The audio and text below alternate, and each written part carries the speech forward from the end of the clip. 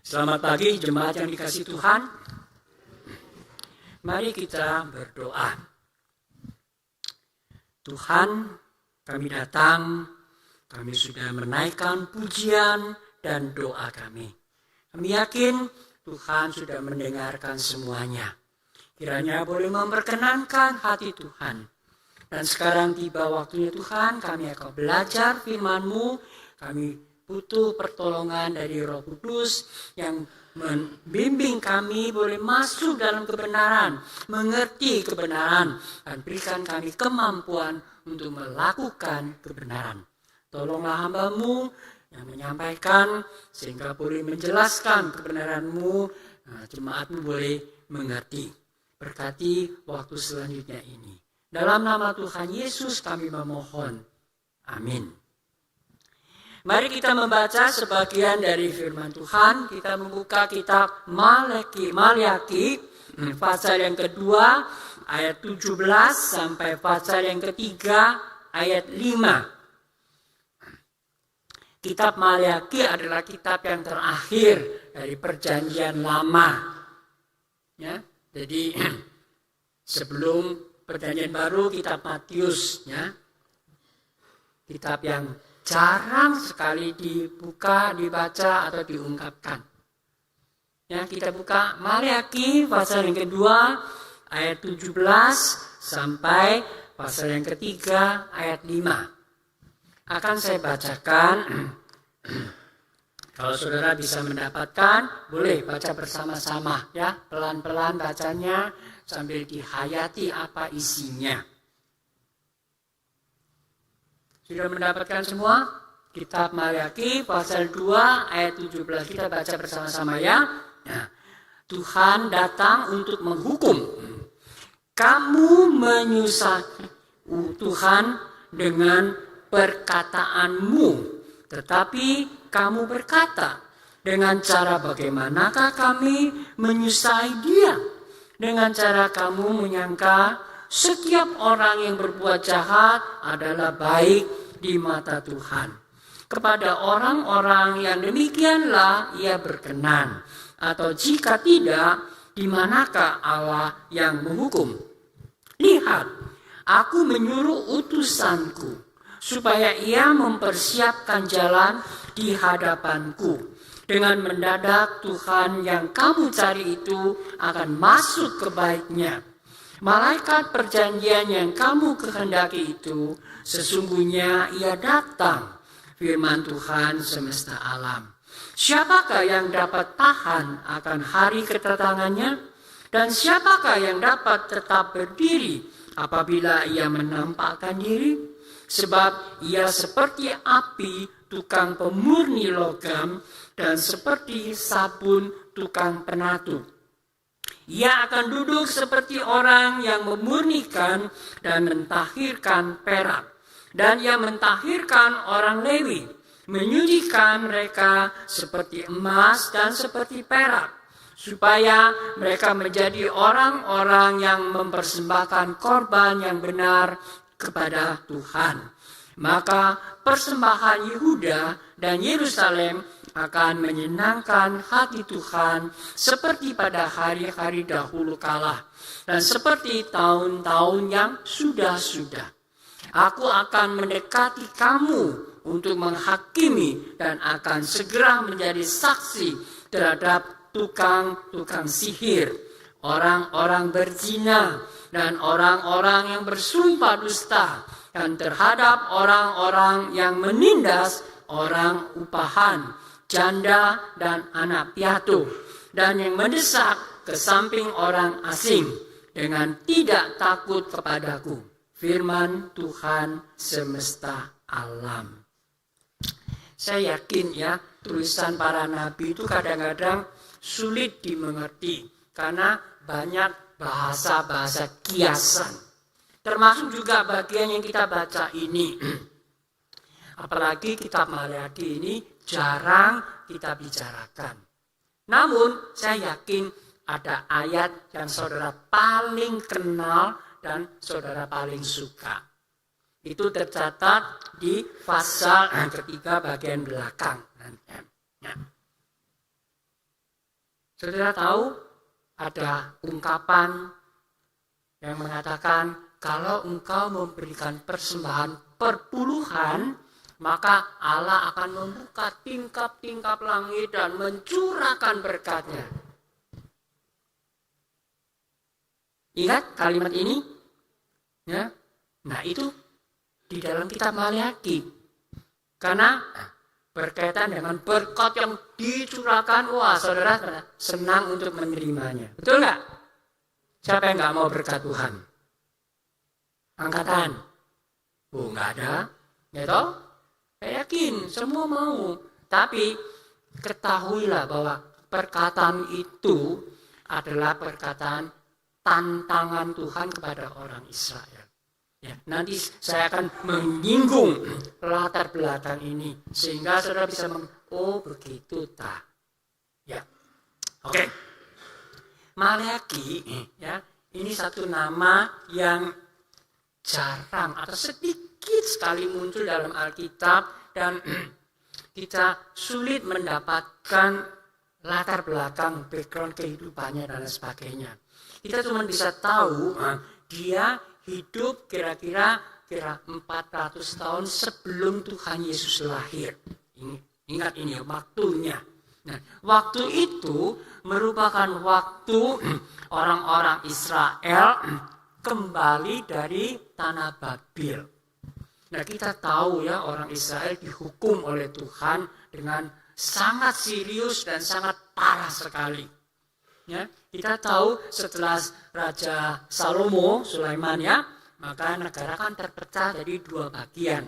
Ya, 10 suku di bagian utara disebut sebagai negara Israel dan sisa 2 suku di bagian selatan disebut sebagai negara Yehuda.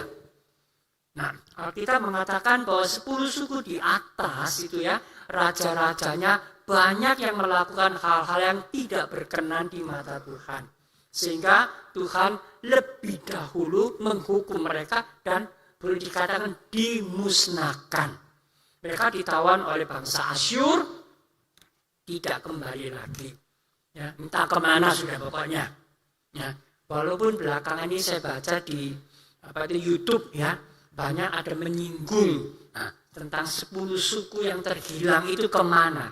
Bahkan ada yang menjelaskan sebagian ada yang datang ke Indonesia. Tapi kita nggak tahu kebenarannya sampai di mana. Ya, udahlah, Alkitab tidak menjelaskan ya kita nggak usah cari-cari gitu ya. Kemudian 2 suku yang selatan Yehuda itu lebih baik sedikit. Lebih baik sedikit. Alkitab juga mencatat bahwa banyak raja-raja yang melakukan hal-hal yang berkenan kepada Tuhan. Sehingga tatkala mereka menerima hukuman dari Tuhan agak mundur sedikit ke belakang hukum. Bahkan mereka ditawan ke Babil selama 70 tahun lamanya, mereka diberi kesempatan untuk kembali ke tanah Kanaan. Nah, yang tersisa itu adalah suku Yehuda ya, dan suku Lewi. Nah, kita tahu, inilah yang kemudian meneruskan warisan tanah Kanaan dan kita sebut mereka adalah orang-orang Yahudi ya, sampai hari ini. Nah, itu singkatnya ya, garis besarnya saudara ada satu gambaran. Nah, waktu mereka ditawan di Babel selama 70 tahun, mereka nggak ada tempat ibadah. Ya, karena kebanggaan mereka, bait Allah dan kota Yerusalem sudah dihancurkan oleh bangsa Babil. Alkitab mencatat barang-barang yang ada di dalam bait Allah semua ditawan, dibawa ke Babil. Kota Yerusalem dihancurkan. Jadi kebanggaan mereka sudah musnah, tidak ada lagi. Nah, sekarang mereka di tanah tawanan itu, di tempat tawanan di Babil, ya mereka paling membangun rumah-rumah ibadah kecil-kecilan saja. Itu nantinya yang kemudian waktu mereka kembali dibawa menjadi satu tradisi. Jadi di Yerusalem ada bait Allah, tapi di tempat-tempat lain kemudian bermunculan juga rumah-rumah sembahyang, tempat-tempat ibadah itu. Nah, Waktu mereka kehilangan kemegahan bait Allah, ya, kemuliaan kota Yerusalem itu, hati itu sangat sedih sekali. Karena ini merupakan lambang kebanggaan orang Israel. Ya, sejak zamannya Daud, ya, kemudian Raja Salomo membangun bait Allah, itu menjadi kebanggaan orang Israel. Sekarang sudah nggak ada lagi. Jadi mereka sedih sekali. Nah sekarang mereka ada kesempatan boleh kembali. Ya, dan ajaibnya Tuhan menggerakkan hati Raja Persia waktu itu, ya, Raja Kores, kemudian semua barang-barang di bait suci, bait Allah itu yang ditawan ke Babel diizinkan dibawa pulang lagi. Wah, gembiranya bukan main orang-orang Israel. Mereka pulang dengan semangat, gairah yang begitu besar. Mereka bangun kembali bait Allah. Dan mereka bangun lagi kota Yerusalem, bentengnya Tuhan. Walaupun tidak semegah seperti yang dibangun Raja Salomo, ya, benteng Yerusalem tidak semegah dibangun oleh Raja Daud. Namun ya mereka sekarang boleh kembali ada tempat ibadah secara kebersamaan. Saudara, waktu mereka kembali, mereka melihat ini, walaupun ya tidak semegah bait Salomo, karena masih ada orang-orang yang tertinggal, ya, yang pernah melihat baitnya Salomo, terus dibandingkan sekarang yang mereka bangun sekarang, aduh, ngenes gitu loh ya. Tapi ya sudahlah, paling tidak mereka sekarang boleh kembali lagi, boleh ibadah lagi. Wah, pada waktu itu di bawah beberapa pemimpin yang membawa mereka pulang, ya, ada Zerubabel, ada Esra, ya, kemudian ada Nehemia dan sebagainya. Dibacakan lagi Taurat, diajak lagi bertobat di hadapan Tuhan. Wah, kerohanian mereka dibangunkan kembali, luar biasa. Namun setelah itu berlalu, generasi terus berjalan. Mereka hidup dalam situasi yang aman, yang tentram, yang sudah melewati banyak tantangan dan kesulitan itu. Lama-lama menjadi lengah. Nah, itulah sifat manusia. Ya, seringkali kalau kita dalam kesulitan menghadapi tantangan, kita berjaga-jaga, kita berupaya, tensi itu tinggi sekali, tegang sekali, mau ini, mau itu, mau apa itu, ya. Tapi begitu situasi sudah tenang, sudah menjadikan kita lambat laut, lengah, ngantuk. Saya yakin saudara-saudara yang setir mobil, kalau jalan tol itu, ya, wah, apalagi tolnya kalau bagus sekali itu, pasti selang berapa waktu, jarak, ada polisi tidur, betul nggak? Kagetnya. Supaya apa? Jangan ngantuk, karena keenaan toh. 120. Lupa daratan. Kan bisa gitu kan, ya? Tapi tegang lagi, waspada lagi. Itulah. Nah, itulah manusia. Nah, orang Israel juga dalam situasi demikian. Nah, oleh karena itulah Tuhan memakai Maleakhi yang menulis kitab Maleakhi. Tidak panjang, cuma 4 pasal. Saya minta ya nanti saudara pulang di rumah baca. Mulai pasal pertama sampai pasal keempat. Ya, baca berulang-ulang sambil renungkan kembali apa yang saya uraikan di sini. Ya, sebagai satu peringatan. Seperti tadi kita di jalanan, waktu lancar, ada polisi tidur. Nah, itu mengingatkan kita supaya jangan lengah. Nah, kejadian itu apa yang terjadi selama mereka lengah itu apa yang terjadi? Nah, tadi kita sudah membaca sebagian diuraikan di situ, ya, khususnya di bagian pasal 3 ayat 5 itu ada diuraikan apa yang terjadi. Nah, tadi saya katakan mereka yang tertinggal adalah suku Yehuda dan suku Lewi. Ya. Nah, suku Lewi itu pada zaman Musa dipilih ya khususnya untuk menangani masalah ibadah orang Israel kepada Tuhan. Maka dipilihnya ada imam-imam.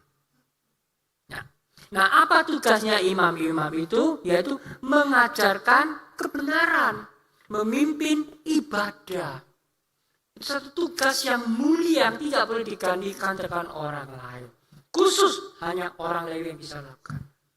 Nah, sekarang mereka sudah kembali dari Babel. Mereka sudah melakukan itu, sudah mengalami kebangunan rohani yang luar biasa. Tapi ya itu karena lambat laun di dalam ketenangan itu mereka mulai lengah.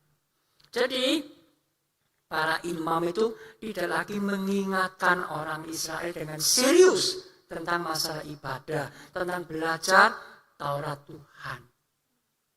Dulu kalau memberikan persembahan kepada Tuhan, baik itu lembu, baik itu kambing, baik itu burung merpati, semua harus dipilih dengan ketat. Ya, itu ketentuan. Nah, cara-cara mereka beribadah harus yang bagus, tanpa celah, ya dipilih yang sulung, ketat sekali. Sehingga dari awal demikian, maka rakyat orang Israel waktu memilih juga nggak sembarangan. Tapi sekarang mereka teledor. Yalah asal-asal lah, pokoknya ada lah, ngapain cerewet-cerewet. Gitu. Coba bayangkan, dari imamnya sudah begitu. Jadi rakyatnya bagaimana? Ya cincai-cincai lah. Gitu loh. Ya. Pokoknya ada. Nah itu loh, pokoknya ada. Nah, itu. Itulah kelemahan mereka. Selain itu, para imam ini juga membiarkan orang-orang Israel mulai kawin campur dengan suku-suku yang lain, dengan bangsa-bangsa yang lain. Jadi tidak lagi menjaga kemurnian keturunan mereka. Nah, dua hal ini yang sangat dibenci oleh Tuhan dan sangat diperhatikan oleh Tuhan. Nah, untungnya ada satu hal yang itu betul-betul sudah menjadi cambuk Tuhan yang menjerahkan mereka, yaitu mereka tidak berani lagi menyembah berhala. Karena mereka tahu begitu menyembah berhala, nah inilah akibatnya 10 suku yang utara habis, 2 suku yang tertinggal ditawan, masih anugerah Tuhan mereka boleh kembali.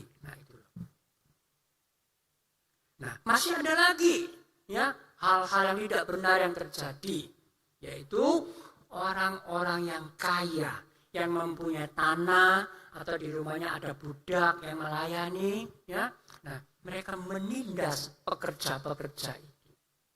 Ya, jadi upah kerja mereka yang seharusnya diberikan pada mereka tidak diberikan atau ditunda-tunda. Nah, itu. Ya, terus mereka juga tidak lagi memperhatikan para janda-janda dan yatim piatu. Nah, itu. Ya, mereka melakukan hal-hal seperti ahli nujum itu loh ya, meramal-ramal dan lain sebagainya. Jadi hati mereka itu makin menjauhi Tuhan, melakukan hal-hal yang tidak berkenan kepada Tuhan. Nah, para imam tidak menegur, para imam tidak lagi mengarahkan supaya mereka kembali. Dan masih ada satu lagi yang penting, mereka sudah lupa memberikan perpuluhan kepada Tuhan. Perpuluhan bagi orang Israel itu suatu kewajiban. Ya, menandakan Tuhan sudah memberkati dan kamu harus mengembalikan itu sebagai ungkapan syukur kepada Tuhan. Tapi mereka tidak lakukan. Oleh karena itulah di pasal ketiga ayat-ayat berikutnya itu merupakan satu tantangan. Ayo, kamu sudah lama tidak melakukan perpuluhan. Coba kamu lakukan lagi. Begitu kamu lakukan, aku pasti akan membuka tingkap-tingkap surga, memberkati kamu. Jadi kita tahu ya, ungkapan itu sebetulnya merupakan satu teguran Tuhan kepada umat Israel. Nah saudara, karena Tuhan dia duduk di atas tahtanya, ya, dia berkuasa, dia berdaulat, ya, dia melihat semua situasi keadaan yang terjadi di bumi ini, khususnya kepada umatnya. Oleh karena itulah, Tuhan tidak segan-segan mendidik atau mengajar umatnya dengan ketat sekali, dengan serius sekali. Nah hari ini firman yang disampaikan ini juga boleh menjadi satu peringatan bagi kita semua. Selama ini kita mengikut Tuhan, kita menjadi orang Kristen, tiap minggu ibadah, ya, kita belajar firman Tuhan dan macam-macam lah, ya, secara kerohanian banyak kegiatan. Nah, pertanyaannya, yang kita lakukan semua ini, itu yang keluar dari kesungguhan hati kita, atau cuma sekedar basa-basi, atau sekedar cuma ya ini tata cara keagamaan saja. Kalau aku orang Kristen tidak melakukan ini kok rasanya tidak pantas, tidak cocok, ya. Jadi ibadah ya lah pokoknya tiap minggu datang. Rumah saya di Darmo Satelit itu dekat gereja Elion yang di Satelit itu ya. Dari rumah saya ke gereja itu 100 langkah, 100 meter sudah sampai. Tapi saya sudah menjadi suatu kebiasaan kalau mau ke gereja ibadah jalan kaki, ya, 15 menit sebelum jam ibadah dimulai, usahakan saya sudah ada di gereja. Nah kadang-kadang saya perhatikan, nah karena di tempat daerah saya itu tempat itu kemudian juga dipinjam oleh gereja sebagai tempat parkir mobil, ya, disediakan lahan yang cukup bagus, dibenahi, dikasih paving semua yang rata. Coba bayangkan kebaktian jam 9.30 itu kebaktian yang kedua. Kadang-kadang jam 10 masih ada orang parkir mobil mau kebaktian. Udah lewat setengah jam. Jam 10 itu masuk mobilnya, kemudian dia keluar jalan lagi, tidak tahu 5 menit lagi baru sampai ke gereja. Lebih parah lagi ada yang jam 10.15 masih ada orang yang parkir masuk ke gereja. Nah saya pikir, karena saya lihat, karena saya biasanya ikut kebaktian yang pertama yang jam 7 ya. Jadi saya di rumah, saya perhatikan. Saya bilang, orang-orang ini niat ibadah enggak gitu loh. Ya toh, belum lagi mereka bawa anak-anaknya ikut sekolah minggu, ada yang ikut remaja, jamnya kan bersamaan semua. Niat enggak mereka ibadah. Nah itulah yang saya katakan, ya paling enggak dalam hatinya kan saya orang Kristen minggu tetap ke gereja. Belum lagi yang ngomong lagi ya. Saya ke sana khotbahnya belum mulai kok, belum terlambat. Itu loh, ya. Jadi banyak alasan-alasan yang dikeluarkan. Itulah kondisi orang Kristen sekarang. Dalam situasi yang aman, yang tentram, yang santai, kemudian kita juga lalai dan lengah. Apa kita minta diajar lagi sama Tuhan? Nah, diberikan kesempatan yang sulit, ada penindasan, ada ya macam-macam apa gitu lah. Saya yakin saudara mungkin pernah lihat juga di YouTube atau di WhatsApp itu ya, nah, menceritakan kondisi keadaan di Tiongkok di daratan. Ya, memang pemerintah memberikan ada pelaturan ya tentang ibadah, nah, rakyat diberikan kebebasan, tapi banyak tekanan. Karena ibadah di sana ya bukan hanya kepada Kristenan ya, kepada Islam, kepada Konghucu lah, Taoisme, pokoknya segala macam apa itu kepercayaan di Tiongkok diberikan kebebasan, tapi kebebasan mereka itu dibatasi. Ya, Jadi kamu boleh melakukan ibadahmu, tapi jangan lupa kamu tetap harus menyanjung-nyanjung komunisme. Nah coba bayangkan, kita yang bertuhan, kita ibadah pada Tuhan, tapi kita harus menyanjung yang ateis. Kan lucu kan itu kan ya. Standpointnya kan sudah nggak sama. Tapi itulah yang terjadi. Jadi kalau kita ke sana, ada gereja yang mewah, yang megah, ada. Ya, tapi ada orang-orang yang nggak mau ke sana karena mereka merasa nggak benar. Maka mereka adakan gereja keluarga yang kita sebut sebagai underground church itu ya, gereja bawah. Sebetulnya mereka nggak suka disebut itu. Ya, mereka adalah gereja keluarga. Ya tentu nggak bisa berkembang dengan luar biasa. Ya itulah. Jadi kalau saya ke sana pelayanan, orang-orang yang di gereja besar itu wah lebih kaya, lebih semangat. Tapi ya itu kepercayaannya dalam khotbah-khotbah juga harus menyanjung-nyanjung komunisme. Kan nggak klop itu loh ya. Alkitab mengatakan apa? Orang yang tidak mengenal Tuhan adalah orang yang apa? Yang berdosa. Yang tidak mengenal Tuhan, yang terkutuk. Nah, sekarang kita mau ibadah pada Tuhan, tapi menyanjung-nyanjung orang ini. Yang lebih lucu lagi ya, lebih lucu lagi. Pernah kejadian ini, ada gereja dipaksakan. Kamu ada salib, dipaksakan ditaruh fotonya Mao Zedong. Nah, ini kan pendiri kemerdekaan. Terus kemudian di sisinya lagi dikasih fotonya Xi Jinping yang sekarang jadi ini salib, Mao Zedong, Xi Jinping. Lucu kan? Kok untungnya itu pemimpin yang di gereja itu mengerti dan menyatakan, Pak, enggak benar. Mana boleh enggak benar? Harus begini, ini pemerintah begini. Dibacakan Alkitab. Waktu Tuhan Yesus disalib, di samping kanan kiri ada 2 penyamun. Nah itu loh. Baru mereka sadar, enggak memaksakan itu. Coba bayangkan. Nah itu yang terjadi. Maka saudara, firman Tuhan hari ini mengingatkan kita dengan sikap yang bagaimanakah kita melayani Tuhan, bagaimana kita berbakti kepada Tuhan. Apalagi tatkala kita dalam situasi kondisi yang aman, tentram seperti sekarang ini. Kita mudah lalai, ya, kita mudah lengah.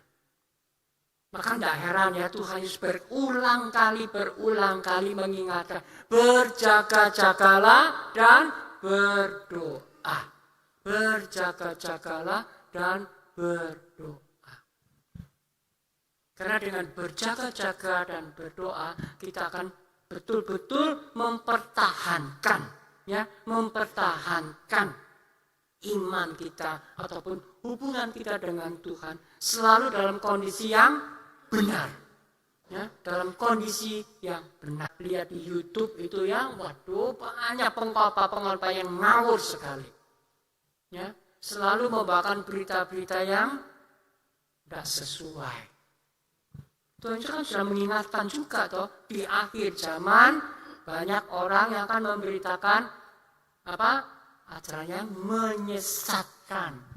Paulus juga mengingatkan Timotius demikian. Petrus juga mengingatkan jemaat di Jantung.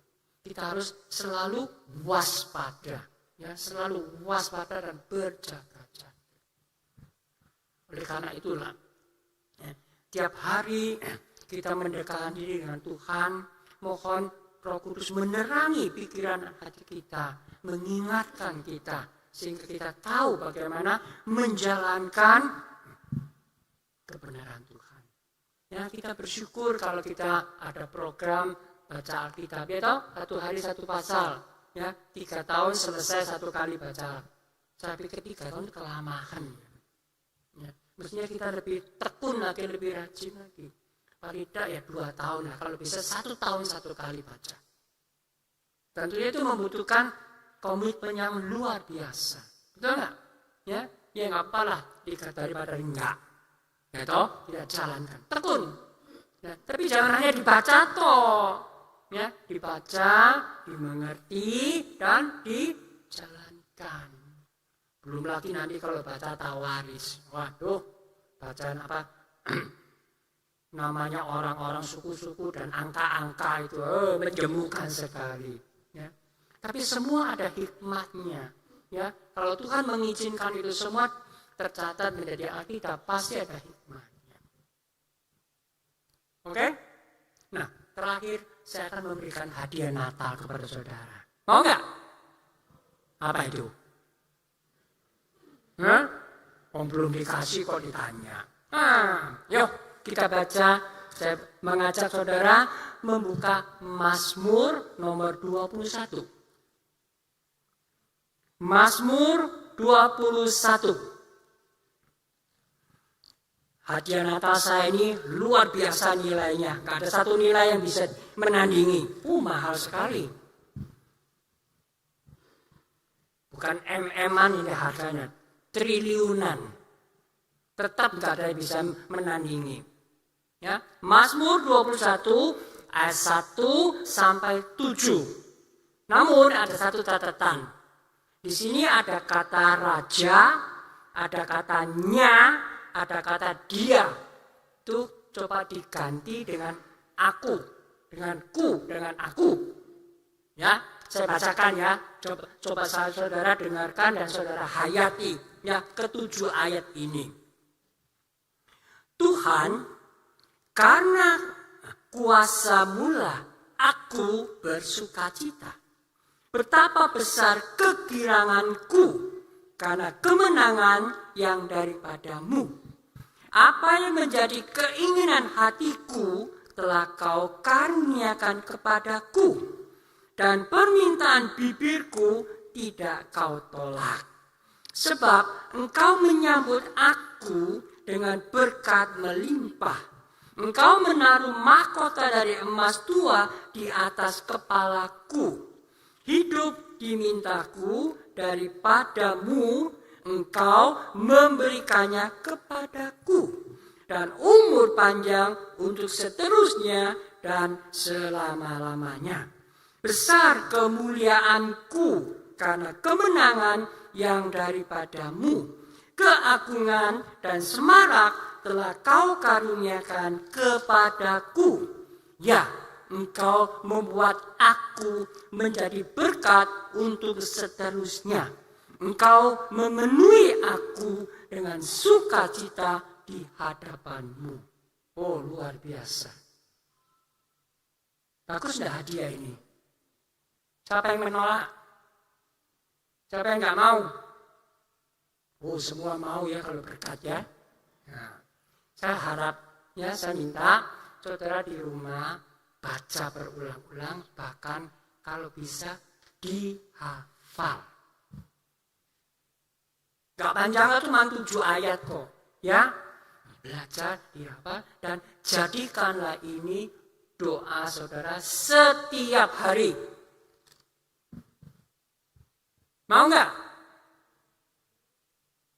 Jawabannya kok lemah gitu, nggak niat ya, enggak. Mau nggak? Sungguh dijalankan loh ya. Ya, kalau saudara jalankan, saya yakin, karena saya sudah melakukan ini. Saya betul-betul merasakan dalam kehidupan saya banyak sekali berkat, banyak anugerah yang Tuhan berikan. Ya, saya tiap hari hafal 7 ayat. Saya hafal 7 ayat tiap hari. Ya, karena begitu menghayati firman Tuhan, saya merasakan, saya betul-betul mengalami Tuhan. Sehingga sampai hari ini, ya, saya terus menjaga keterpautan, jangan sampai tonggak, jangan sampai lengah. Ya memang kadang-kadang kita bisa malas ya, namanya manusia. Ya, tapi jangan terus memaafkan diri, ya, jangan terus memaafkan diri. Kadang-kadang dalam perjalanan yang lancar kita perlu polisi tidur itu loh, mengingatkan kita itu. Ya, ingat lagi, semangat lagi. Oke? Ya, ingatlah, Tuhan di atas takhta itu memperhatikan kita setiap, nggak ada satu yang luput. Ya, jadi kadang-kadang kalau Tuhan mengajar kita tuh anggaplah itu Tuhan mendidik kita, mengingat. Jangan terus ngambek, ya, jangan terus ngambek, ya. Nah, orang-orang Israel seringkali itu tidak puas dengan Tuhan, ya, selalu mengeluh, bahkan kadang-kadang mengutuk. Tadi dalam bagian itu kita baca, ya, Tuhan juga menegur ini, ada orang yang mengutuk. Tahu orang itu mengutuk itu bahayanya bagaimana? Pernah saudara dengar enggak orang mengutuk orang lain? Pernah enggak? Pernah. Ya, saya pernah mendengar seorang ibu, ya, karena saking jengkelnya dengan anaknya itu yang tidak mau dengar-dengaran itu, ya. Terus menyusahkan keluarga, menyedihkan keluarga, banyak masalahnya. Sampai mamanya mengutuk dia. Kamu keluar ketabrak mobil kamu nanti, aduh. Pernah, ya, saking jengkelnya. Coba bayangkan kalau itu betul terjadi, anaknya keluar ditabrak mobil. Sedih nggak mamanya itu? Pasti sedih juga, iya kan?